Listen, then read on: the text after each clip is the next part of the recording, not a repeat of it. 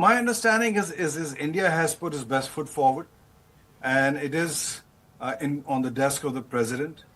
And what we are hearing is he would like to expand this deal. India has drawn certain red lines, especially on the agriculture side and on dairy side, which is understandable. But I think you can work that out. You don't have to open full dairy agriculture sector. You can protect areas like rice, wheat, maize, but also look at areas where India does not compete with the US. For example, in soybean, you can open that up. India don't consume much soya. Or open up lentils, which is India's biggest, largest consumer, and imports a lot of that from Canada itself. So move it to the United States. So I think you can skin this cat multiple ways, and I think the challenge is now we need to see what and how President Trump reacts to it and see how we move forward. But I like to emphasize that you don't want India getting isolated, because what happens is if Japan is getting 15%, and if basically Philippines is getting 19%, then India has an opportunity to drive this to a lower level, and which would be an encouragement for U.S. companies to leverage their supply chain by moving manufacturing into India.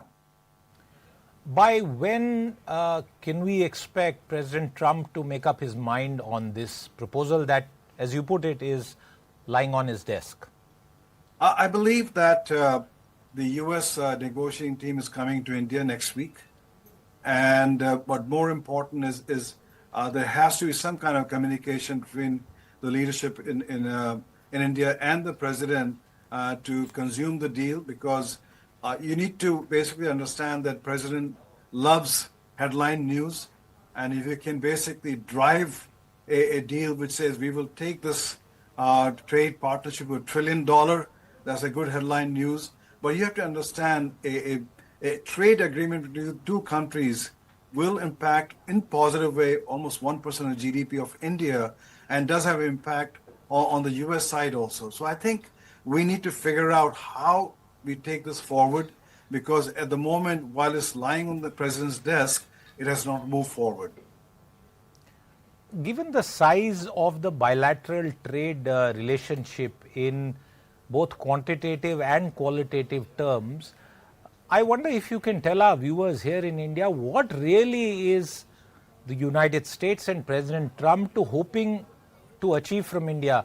Unlike Japan, for example, which has promised massive amounts of literally hundreds of billions of dollars of investment in the United States, we cannot promise similar quantums, although there are many Indian companies which are doing substantial business and investments in the United States. What really does President Trump want from India? Well, basically, first is strong headline news. I think it's important to understand when you look at all the trade deal announced, they are on his truth social media, and those announcements are made. We're still trying to get details from the Japan deal, the Philippine deal, and others.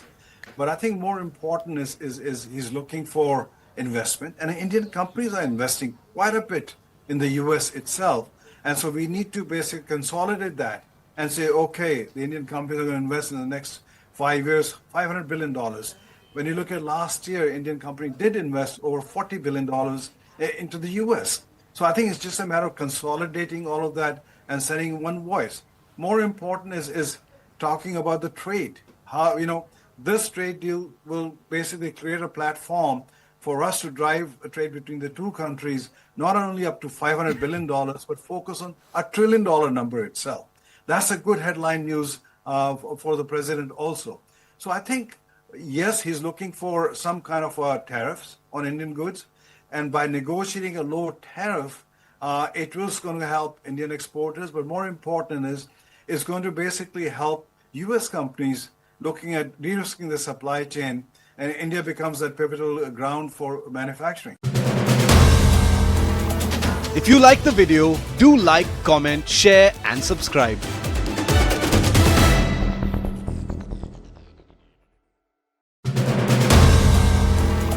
If you like the video, do like, comment, share and subscribe.